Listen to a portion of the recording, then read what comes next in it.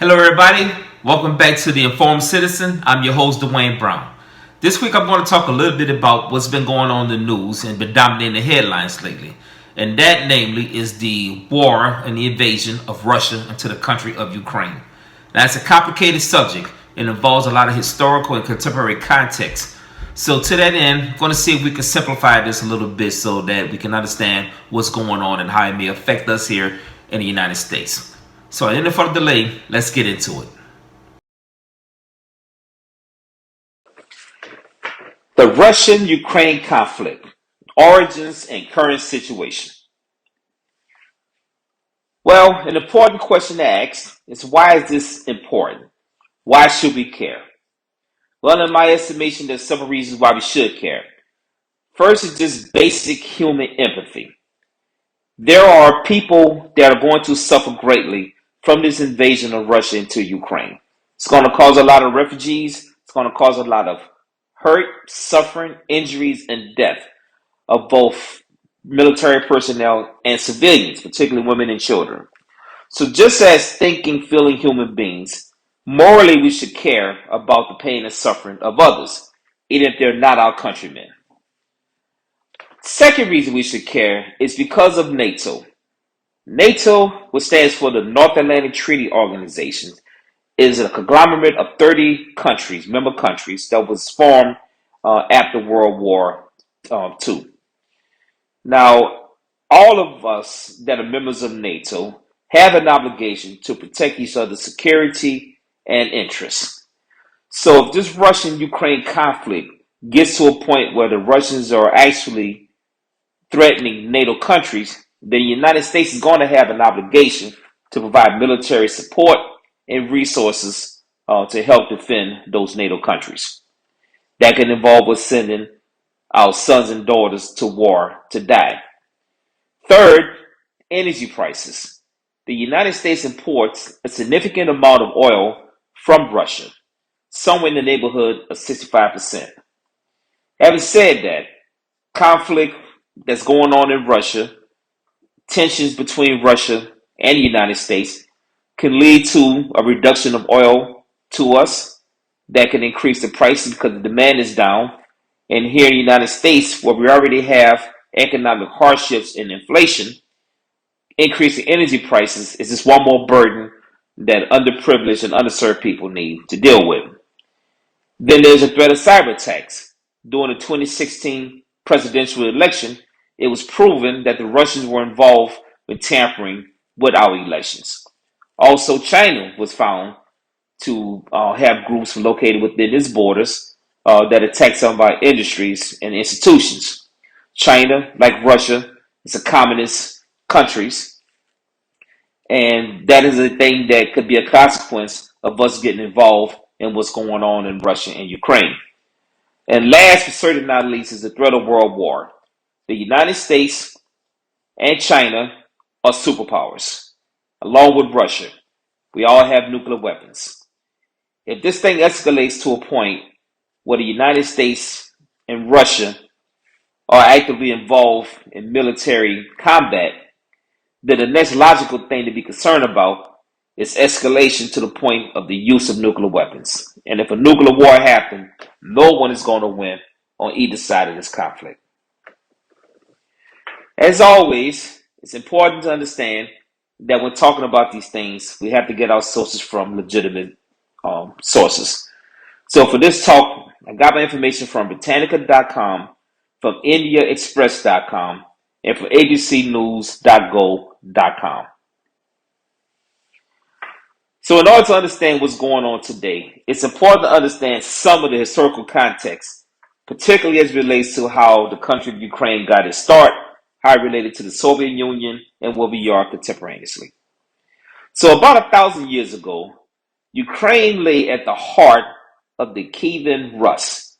Now, the Kievan Rus was a federation of East Slavic, Baltic, and Finnic peoples, and it comprised Eastern and Northern Europe, with its capital in Kiev, which is where the capital of Ukraine is right now. Modern Ukraine, Russia, and Belarus all trace their cultural ancestry to this particular time, about 1,000 years ago in this particular era.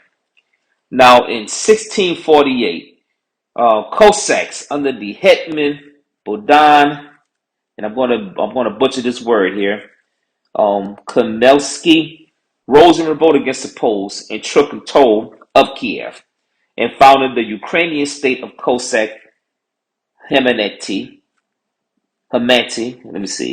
Hetmanites in the area that is today central Ukraine. Please forgive me for the butchering of this word. About 100 years after that, Empress Catherine the Great, and she ruled from 1762 to 96, of Russia, abolished all the hetmanate and absorbed the entire ethnic Ukrainian territory into the Russian Empire. There was a policy called Russification implemented by the Tsars. Now, Tsar is an honorific title of a ruler of Russia from antiquity.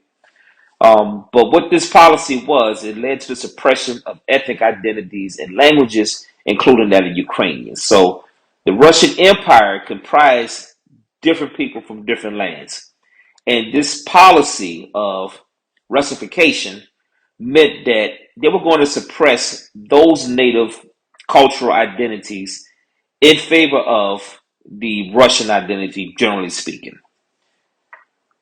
Now, during World War One, 3.5 million Ukrainians fought in World War One on the side of the Russian Empire, but a smaller number of them fought against the Tsar's army with the Austria-Hungarians. In 1922, the USSR, the Union of the Soviet Socialist Republic, was founded. Ukraine was one of 15 republics that made up the USSR. Now, you remember when Ronald Reagan was president and the Cold War was in full effect, there was a whole lot of spending on military expenditures between the United States and the Russians. And that partly led to the collapse of the USSR. So in 1991, the USSR was dissolved. Now, within Ukraine itself, there were people who demanded that there was independence. Demands for independence had been growing in Ukraine for a couple of years previously. And in 1990, over 300,000 Ukrainians created a human chain in support of freedom. And the so-called Granite Revolution of students sought to prevent the signing of new agreements with Russia, with the USSR. So one thing that I want you to understand is that Ukraine lies with Russia to its eastern border, and then several NATO countries to its western border. So spread throughout this country, people who tend to live closer to the border of Russia tend to speak their language and culture identify more with the Russians. People on the western side that are closer to the NATO countries tend to culturally identify with Western philosophy and those of those NATO countries. Now, in August 24th of 1991, at the failure of a coup to remove President Mikhail Gorbachev and restore the communists to power, the Parliament of Ukraine adopted the country's Act of Independence. Subsequently, Leonid Kravchuk, head of the parliament, was elected Ukraine's first president. In December 1991, the leaders of Belarus, Russia, and Ukraine formally dissolved the Soviet Union and formed the Commonwealth of Independent States, also known as the CIS. However, Ukraine's parliament never ratified the accession, so Ukraine was legally never a member of the Commonwealth of Independent States. So Ukraine as a state, as a formal official state, declared independence in 1991. So enter Vladimir Putin. Vladimir Putin, who is the current president of Russia, is a former KGB officer, is a former prime minister, and he was appointed temporary president by Boris Yeltsin in 1999, and he was elected to the presidency in the year 2000. Now, Vladimir Putin does not consider Ukraine as a legitimate country. According to Vladimir Putin, the the country of Ukraine doesn't have the proper history as an independent state to claim independence. He looks at Ukraine as a state that is in rebellion or separated from Russia. He believes that Ukraine is essentially a Russian country that's in a state of rebellion. He's never recognized them as a legitimate country, even in 1991. So he also views NATO as a threat to Russia and Russia's security. So Ukraine, when it did form its independence, hinted at and indicated that it wanted to be a part of NATO. Now, there are several Soviet countries, former Soviet countries, that are part of NATO, and adding Ukraine to that sort of heightens the tensions that Russia and Ukraine are going through as far as the perceived threat to Russia and its security. And that's where we enter into Crimea.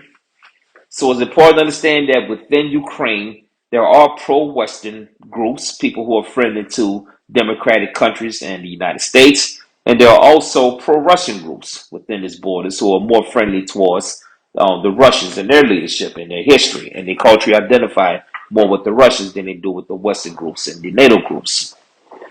So, as stated before, most of these feelings are strongest based on geographical location. As I said before, in the western border of Ukraine, which is more closely located to NATO countries, they're going to have more friendly Western feelings, ideas. Those that are closer to the eastern border near Russia are going to culturally identify and speak the language of the Russians.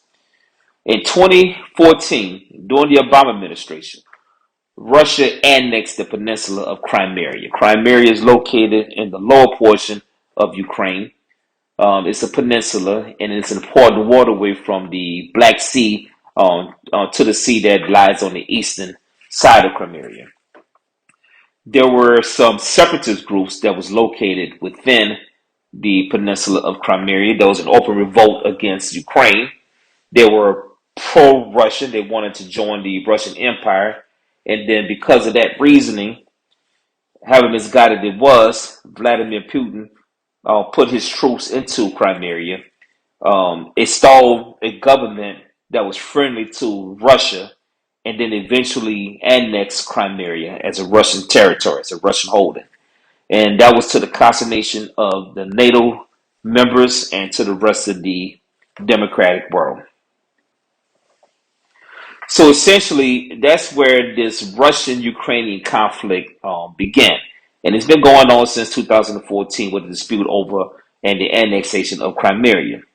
So this latest invasion that's been happening is an escalation of that conflict. Vladimir Putin, as I said before, views the fact that 14 former Soviet states are now in NATO, and Ukraine looking to do so represents a red line to Russia. This was Putin's pretext and justification for invading Ukraine. So where things stand right now, as of this recording, and today is February 27th, there's been 4 days of fighting. Now, the Russians originally thought that the capital, Kiev, will fall within 1 to 3 days. It is now 4 days, and they still haven't captured that city. Russian forces are facing stiff resistance from soldiers and from civilians within urban centers. Taking over a country, invading a country, involves putting troops on the ground, penetrating urban centers, and taking control of the population. That's a hard thing to do because the people of that country know the terrain, they know the layout, and they're much more familiar with the environment. Despite the overwhelming forces that Russia has, it is still a very difficult task to go in and manually take over a country. So, in response to that, the United States have deployed military personnel and resources to NATO member countries, and we've imposed sanctions on Russia. One of those sanctions involve reducing their access to the SWIFT banking system. So moving forward, what can we do about this? Well, we can pray for a quick resolution to the conflict. A lot of people are going to die. A lot of people are going to get injured. So much infrastructure damage is going to happen as a result of this. And it's going to be lots of refugees left without a home or a country because of this. There's not much to gain from this, but a whole lot of pain and suffering. Another thing that we can do is to consider contributing to charities organized to help Ukrainians and the displaced families. And one of those places that I found is the International Rescue Committee, which can be found at helprescue.org. So that's going to conclude this week's talk on the Informed Citizen. I certainly hope you found this information useful, and I hope you enjoyed this program. If you find this information is something that you want to continue to receive, consider subscribing. Also consider hitting the like button. That'll help me grow the channel and hopefully produce better videos. Until the next time, remember to love God, love yourself, and love others. And I'll see you next week. Bye-bye.